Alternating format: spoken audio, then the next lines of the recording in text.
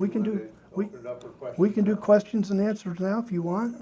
Absolutely, I'm up for Anybody it. have one? I'm definitely up for it. Go for it. Akkadia located? Akkadia is actually, it's not so much, it's more the name of an area, and it was Upper Mesopotamia. If you can think of where the Tigris and Euphrates River is and where Assyria was, it would cover certainly most of Assyria, maybe all of Assyria, and down to maybe where Moab is and in Israel in that area. So it was a general, like I say, there's the Akkadian language was spoken all over the Middle East. You know, that's why Isaac blessed Jacob, even though Isaac had not gone into the heart of Akkadia, but he blessed Jacob in the name of El Shaddai. So it's a general, it's kind of amorphous because it never was a single kingdom.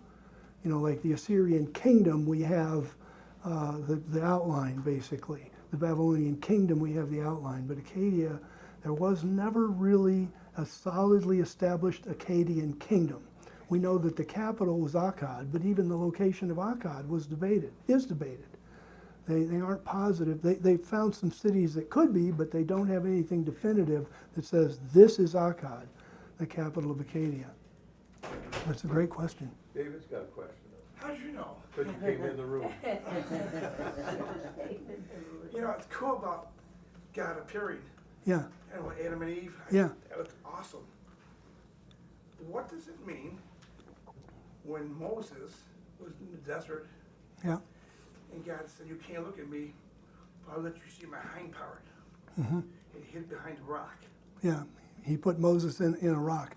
Well, that's looking at what Moses wanted to see was the glory. He said, "Let me see your glory." Oh, yeah, that's right. And God just said, "Nah, you can't see my glory, so I'll let," it says, "I'll let you see my hind parts." And if you remember, the text says, the goodness of God went before him. So whatever God showed Moses, it was his goodness, but it wasn't his glory, which would be much more of the fullness. Well, what's the difference between God's goodness and his glory? The glory would be, generally speaking, in that context, the glory would be a bigger, wider application, more intense, yeah. So in that part, he could not understand or blow his mind or whatever. Yeah, for whatever. We're not really sure because we don't really understand what God meant in that exact context. Because glory often also encompasses the concept of power. Right. Sometimes the proper translation of kabod, which is the word for glory, is actually power. So sometimes it's splendor, sometimes it's reputation, sometimes it's power, and because of the semantic range of the word, we're not really sure exactly what God was meaning, but we know that Moses asked to see his glory, and God showed him his goodness. So it's definitely a step down, but that's a great question. Like in Deuteronomy 29:29, where the things that God has written are for our to learn, to know. But those things are not written, we don't know. Yeah. So there's a lot more to God than we understand. Oh, well, yeah, sure. I have so many questions.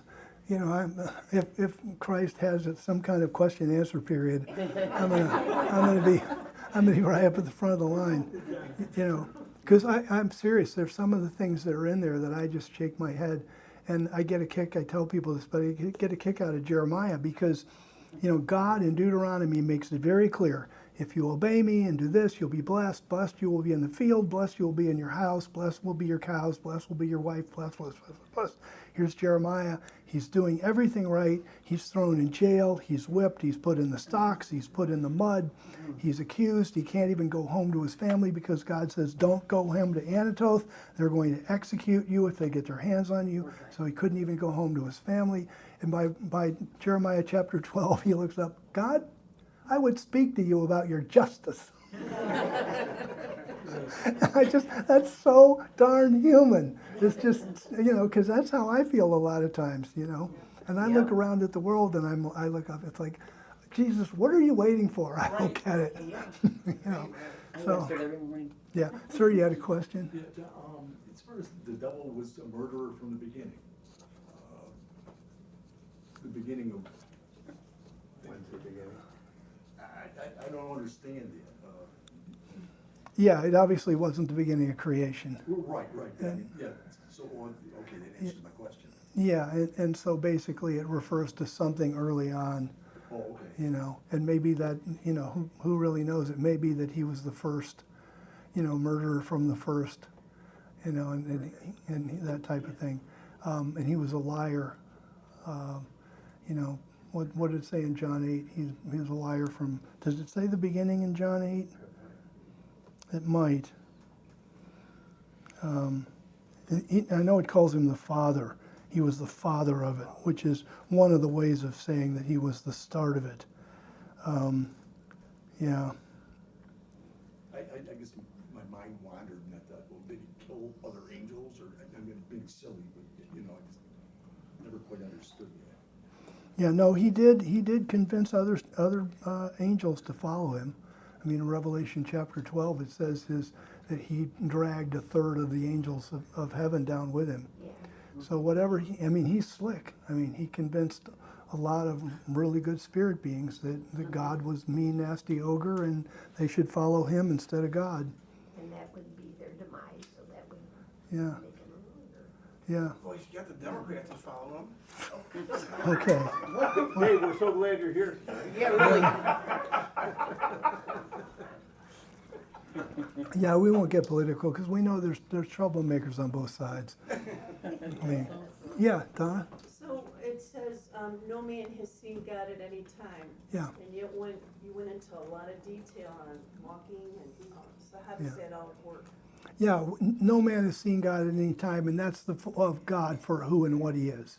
Even the NIV, thankfully, the NIV has a fabulous text note on that verse and says, you know, God appears to people in the Bible, so this is talking about God as he really is in fullness. And nobody's seen him in that sense. We've seen images of himself that he makes so he can fellowship with us. But that's not God any more than one finger of mine is me. You know, it's of me or whatever represents me in some sense, but it's not me. And when God comes down in a form that he takes upon himself to fellowship with human beings, that's still not the fullness of God. Is that Shekinah? No, the Shekinah glory is the brilliant light that surrounds God. And in fact, you'd have to go to Ezekiel and read the commentaries on Ezekiel because it talks about the glory of God a lot in the book, in Ezekiel chapter 1 specifically.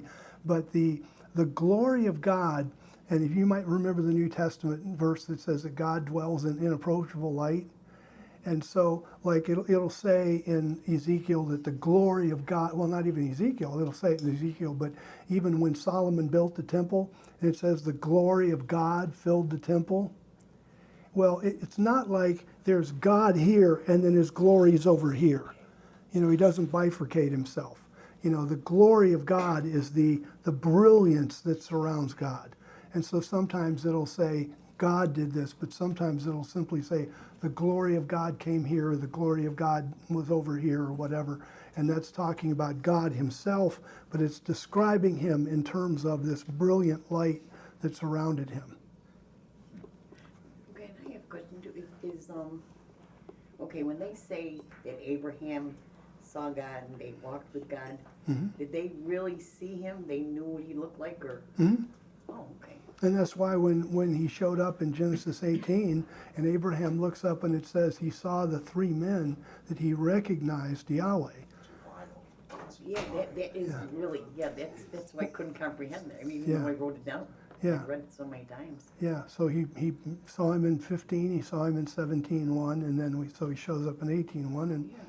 so, you know, I just just like, don't know if he was like that little old man that we figure is, you know, I mean, I don't know. Not George Bird. No, yeah, I don't know, I don't think of George Oh, Burns, yeah. but I think of, you know, just man, I even- kind of like Zeus, I guess. well, it describes him in Daniel 9. Do you remember the description in Daniel 9? The Ancient of Days took his seat, and it describes his hair and all of that. Yeah.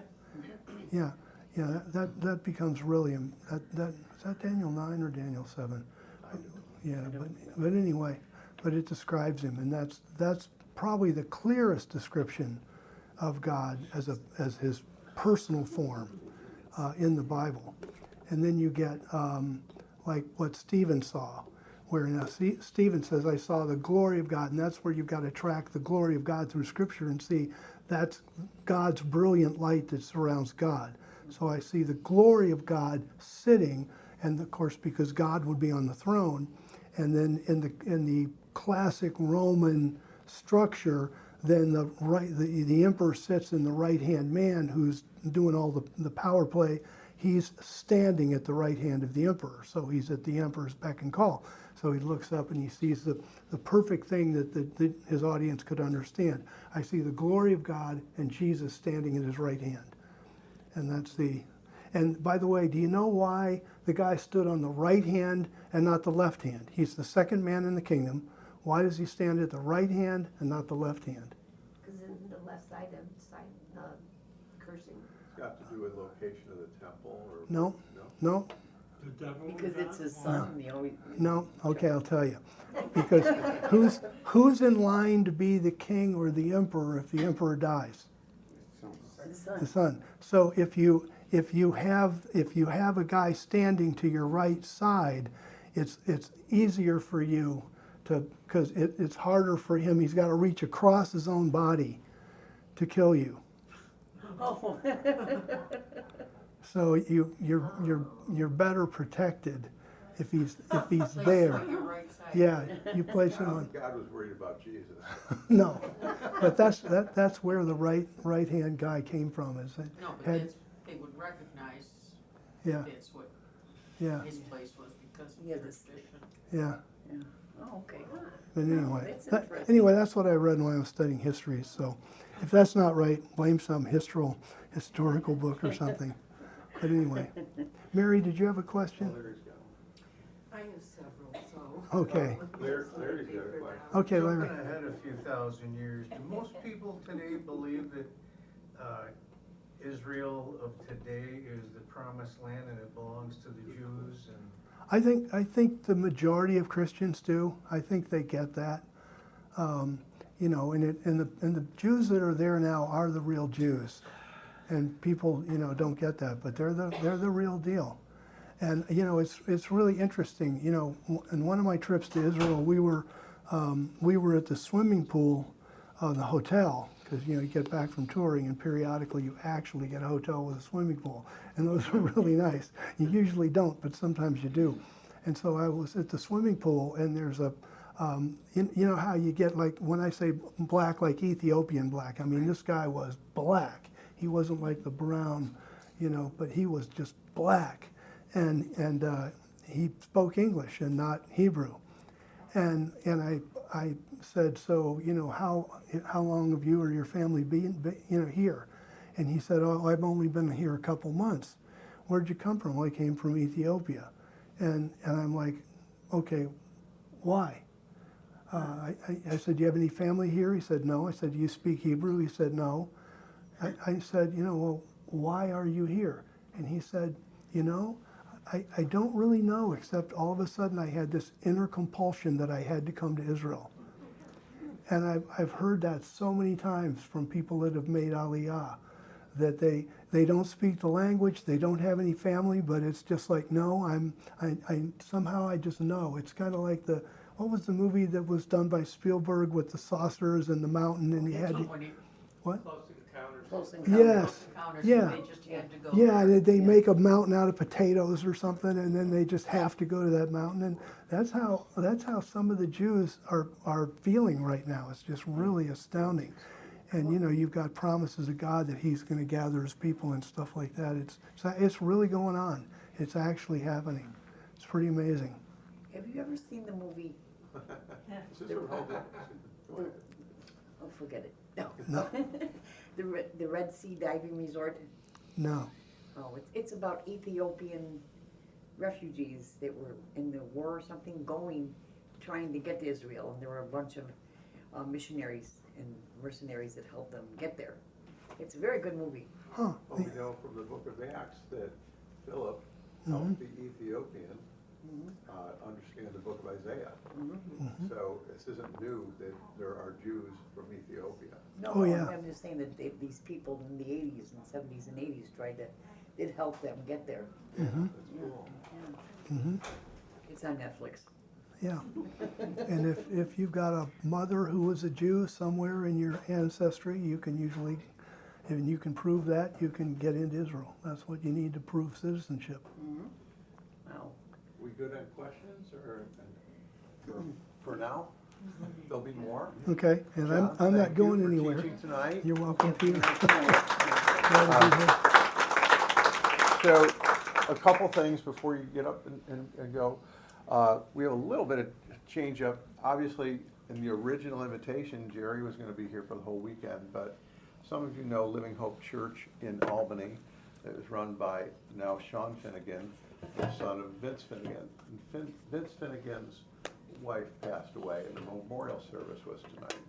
So Jerry, being a major part of that church and a very close friend with Sean Finnegan, will be there for Sean's mom's funeral, and and Vince as well. So he'll be coming in tomorrow morning. So we're going to do Kingdom Now and Kingdom to Come later, probably starting late in the morning or tomorrow afternoon. We're actually going to go into the wonderful, comforting subject of whether you can lose your salvation in the morning, and everybody loves that subject. Yes, yes. And so there may be a Q&A after that. Oh, yeah, definitely. I have a lot of questions about that. It really is a wonderful subject, and it's. I've had a lot of years to think about it, which it hasn't. This isn't something that just came up to me recently. We're going to hit that subject earlier in the morning.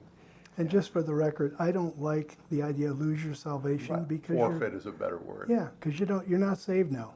You know, even the scripture says, yeah, well, it says our salvation is nearer than we think and that kind of thing.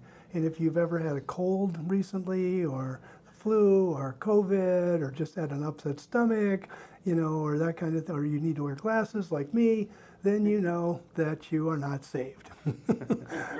You are on a path for salvation, but the fullness of salvation comes at the rapture. We will have brand new bodies like Christ's glorious body. And yes, I know, me too, I tell you. We're looking forward to that in a big way. Oh, me too. I want to add one more note. We have a donation container in the hallway. All donations this weekend that you put there will go to our teachers, John and Jerry. So if you'd like to donate a gift to them, please put that in there. It's going to go to them, and nothing for Rock Fellowships this weekend, just for our guests. So, Wow, thank you. you're welcome. We like to take care of you. We want you to come back. Yes, definitely. You know, if just, you know, for your knowledge, you know, I'm spending the night here. I'm not going anywhere. So if you do have questions that are of a deeper nature, or you just want to more talk things out or whatever, don't be shy about just coming and talking, because I don't get tired of this stuff. You know, it's part that goes along with the calling. You just kind of, it just kind of comes out, and I really, in my heart of heart, want people to understand. Because even what I taught tonight, 3 years ago, I didn't know it. You know, it really came because Bill Schlegel and I are translating the Old Testament. And so we're going through and we're translating in Genesis, and there were just several revelations in the opening chapter. Like, I'd always thought things reproduce after their own kind, and it's in Genesis chapter 1.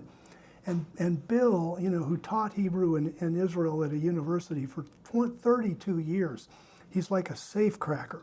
I mean, he is so sensitive to the text. And so we're translating it, we get through the verse, we move on to the next verse. He goes, John, yeah, I don't think we translated that properly. So I don't think that's what the text is saying.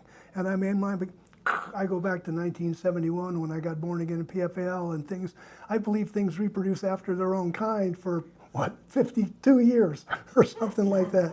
You know, all of a sudden it's like, what do you mean it's not translated properly? No, he says, the Hebrew just, that's not what the Hebrew is saying. Okay, and I've learned, follow his lead. If he says there's something funny with us, we start digging, and sure enough, it doesn't say things reproduce after their own kind. That's not what it's saying.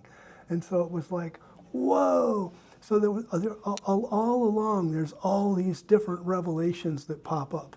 And then my job is to try to get that in commentary, you know, because Bill translates and stuff like that, but he doesn't write a lot of commentary. Every once in a while, there's something that in the Hebrew is so complex that I'm like, Bill, you need to write something and give me a head start here, something that I can copy and work from, because that's really Hebrew above my head. And he'll do that. He's real good to do that. But in general, you know, we just translate it, and I madly make notes. And so I have this ever-growing list of verses that I've got to go back and write commentary on. And then I try to take my Tuesdays and do two things: prepare for my Tuesday night teaching and write commentary about all the stuff that Bill said the day before. and generally speaking, I can sort of keep up. But if people, you know, anyway, enough said. I want to give you guys